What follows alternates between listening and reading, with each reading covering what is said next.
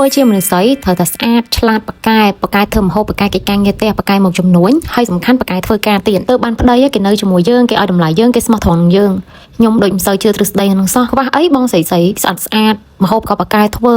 ហើយការងារផ្ទះឡើងភ្លឹងប៉ុន្តែប្តីនៅតែក្បត់ចិត្តគាត់តែមានអ្នកផ្សេងនៅពេលដែលកើតឡើងចំពោះរឿងដែលប្តីក្បត់ចិត្តប្រពន្ធព្រោះតែប្រពន្ធអត់ស្អាតព្រោះតែប្រពន្ធអត់អាចប្រើនៅអ្វីដែលគាត់ចង់បានឬក៏ប្រពន្ធមិនមែនជាអ្នកមានបានប្តីទៅក្បត់ចិត្តលួចតែមានអ្នកផ្សេងលួចតែមានប្រពន្ធចង់លួចតែមានអីឈប់ដាក់បន្ទុកមកខាងស្រីទៀតទៅឈប់និយាយដាក់បន្ទុកមកលើមនុស្សស្រីទៀតទៅមនុស្សស្រីខ្លះខំប្រឹងហើយខំអីតែបើប្រុសអត់ឲ្យតម្លៃមកពីអីមកពីខ្លួនគាត់ទេអត់ឃើញតម្លៃនៅចិត្តខ្លួនគាត់តែមើលឃើញតម្លៃនៅឡើងផ្សេងទ្រឹស្ដីហ្នឹងបើថាប្រុសនិយាយដូចរៀងអូខេ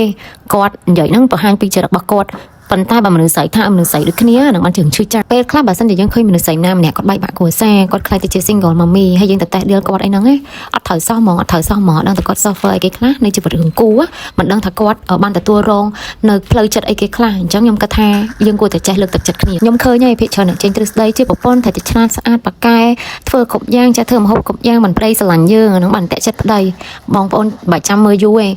មើលតែបន្តិចទៀតដឹងហើយថាមិនកើតថាទាំងអស់ហ្នឹងក៏ជាចំណែកនៃសុភមង្គលគ្រួសារដែរក៏ប៉ុន្តែមិនទាំងអស់ទេ apply អត់បានគ្រប់គ្រួសារទេដូចខ្ញុំនិយាយដែរអញ្ចឹងមនុស្សស្រីខ្លះគឺគាត់ពូកែគ្រប់យ៉ាងគាត់ស្អាតទៀតតែប្តីនៅតែក្បត់ចិត្តគាត់ជំរឿសគឺយើងរើដៃគូត្រូវអត់បើរើដៃគូត្រូវទោះបងប្អូនណាដេកងើបពេលថ្ងៃត្រង់ក៏បងប្អូនត្រូវដែរតែបើសិនជាបងប្អូនរើចាំដៃគូខុសងើបមក6ព្រឹកក៏នៅតែខុសដែរឥឡូវយកខ្ញុំជា sample ក៏បានដែរខ្ញុំអត់ស្អាតទេខ្ញុំអត់ស្អាតហ្មងបើនិយាយពីភាពស្អាតប៉ុន្តែខ្ញុំបានប្តីស្អាតហើយប្តីស្រឡាញ់ខ្ញុំអាចនិយាយថាខ្ញុំមិនមានសម្រស់ទេប៉ុន្តែខ្ញុំមានចិត្តសមត្ថភាពមួយយ៉ាងដែលអាចឲ្យគាត់ស្រឡាញ់ខ្ញុំ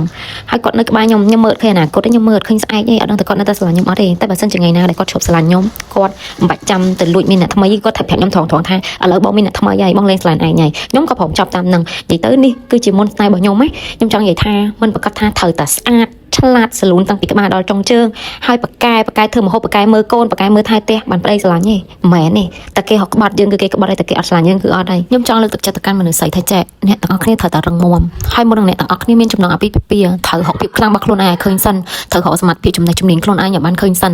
កុំអត់មានអីទាំងអស់តែទេឡតហើយចង់ចូលទៅក្នុងវិស័យចំណងអាពាហ៍ពិពាហ៍វាងាយស្រួលនឹង